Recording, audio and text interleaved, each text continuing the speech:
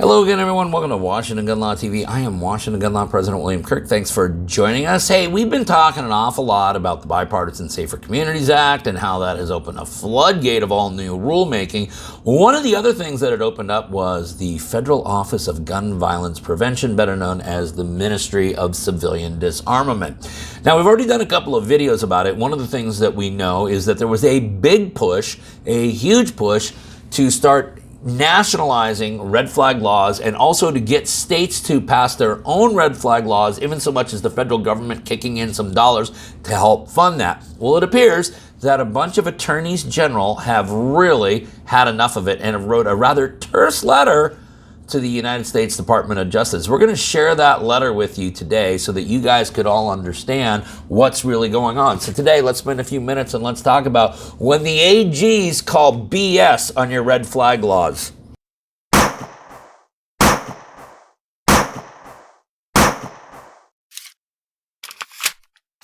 Okay, before we get going too far down the road we're going down, proud to announce that this video is being brought to you by Right to Bear. That's right, legal protection for self-protection. Listen, good lawyers aren't cheap, cheap lawyers aren't good. You're not truly prepared unless you have Right to Bear back you.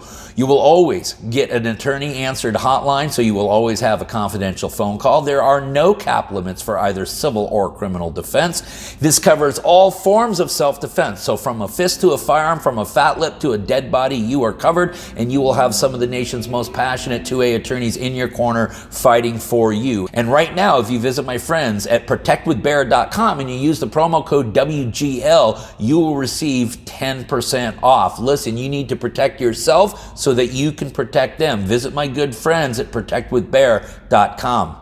Okay, here's what we're talking about today. We're talking about a rather terse letter written by West Virginia Attorney General Patrick Morrisey to Merrick Garland and the Department of Justice. Now, one of the cool things about doing Washington gun law is you get to learn about other states' attorneys general because, well, mine's not too cool out here. We've talked about Austin Knudsen out in Montana. He's done a fantastic job. And this is not the first time I've talked about Attorney General Morrisey in the state of West Virginia. Now, just to get to the punchline, who signed off on this letter with Attorney General Morrisey? So if you're wondering whether or not your state attorney general participated in this letter, the states that did sign off on this letter include Alabama, Arkansas, Georgia, Idaho, Iowa, Kansas, Louisiana, Mississippi, Missouri, Montana, North Dakota, Ohio, Oklahoma, South Carolina, South Dakota, Texas, Utah, and Wyoming. Now, as you know, the Office of Gun Violence Prevention has set up a whole new website and all kinds of neat information, and they are very braggadocious that they are really going to encourage states to pass red flag laws, states that don't have red flag laws to implement them, states that do have them to expand them, and even they're willing to kick in some money to make it happen. The attorneys generals were none bit too happy with the Department of Justice. They have written to DOJ to state the following. Dear Attorney General Garland, recently, the Biden administration launched the National Extreme Risk Protection Order Resource Center, a program that pushes for more aggressive use of so-called red flag gun laws. Working under your department's umbrella, the center aids officials in stripping Second Amendment rights using anti-gun laws in certain localities that allow for the seizure of firearms via civil proceedings. The idea that federal officials would purport to instruct state and local officials on how to implement state and local laws is strange enough, especially when the aim is to undermine a federal constitutional right. But this center is a misguided venture for many reasons. The department must rethink its approach. The Attorney General then goes through a long argument as to why red flag laws, well, they just don't seem to work.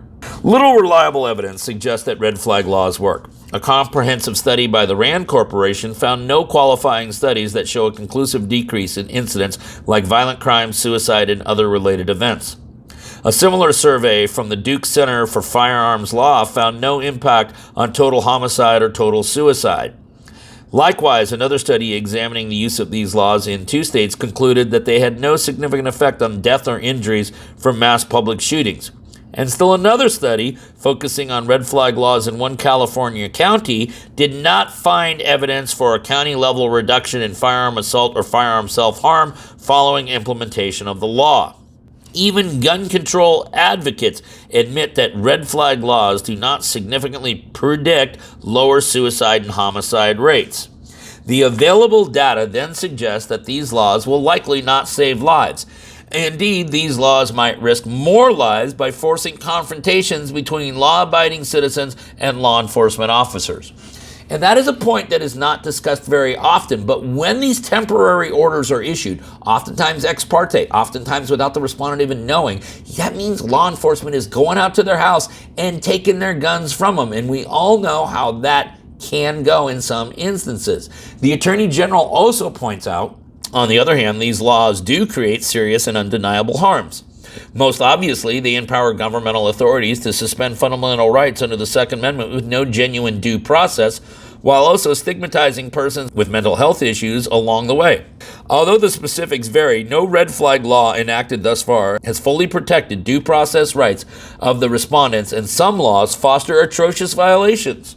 Observers have noted how these orders can be issued against persons who show no genuine threat, can be imposed for extended periods of time, and can be sought for reasons as minimal as overblown political rhetoric on social media. And it's not just the Second Amendment that's at risk. How can offenders enter a home, seize a gun without a warrant in a way that's consistent with the Fourth Amendment? How can ex parte proceedings unconnected to any criminal wrongdoing or criminal investigation be good enough under the Fifth and 14th Amendments when they lead to firearm seizures? Both questions have the same answer. They can't. By depriving individuals of their property and rights without having been formally charged, arraigned, or convicted of a crime, red flag laws violate these constitutional rights. No wonder that Congress has already called out your department for funding state-level red flag programs that fail to meet the basic statutory and constitutional requirements. And you recall that at the time, the National Extreme Risk Protection Order Resource Center said that you were not eligible for funding unless you had all these procedural due process safeguards in place. They, of course, immediately abandoned that right after the website went live. Now, the Attorney General also continues to point out, given these substantial concerns, one might have at least expected the federal government to step aside and let states chart their own course. But your department believes that one level of government is not enough. And Vice President Harris has challenged every state to pass a red flag law, insisting that the 29 states that haven't adopted them, let alone the states that have banned them, are in the wrong. She further bemoaned how only 6 states have taken up the offer from the federal government to help them with the training and implementation of these red flag laws.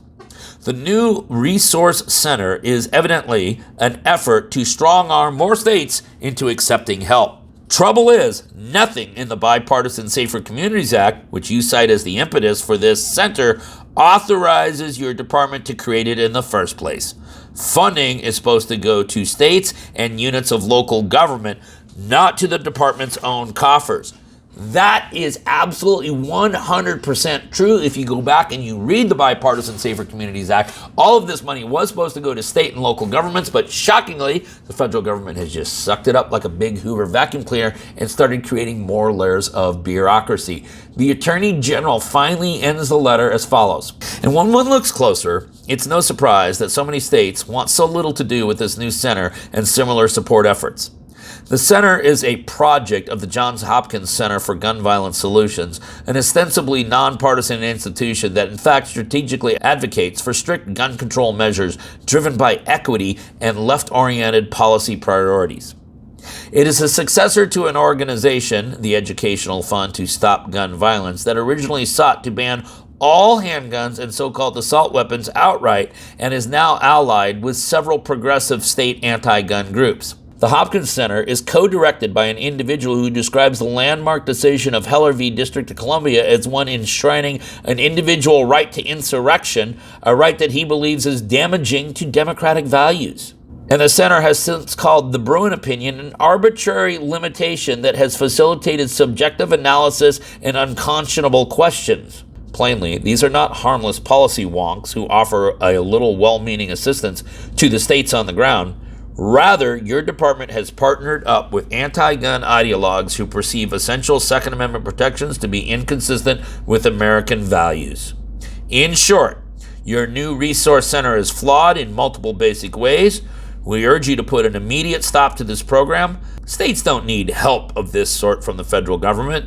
We know exactly how to protect our citizens while appropriately respecting Second Amendment rights. Sincerely, Patrick Morrissey, West Virginia Attorney General. An absolutely well-drafted letter. Congratulations, Attorney General Morrissey, for all of the hard work that you did. Kudos to you.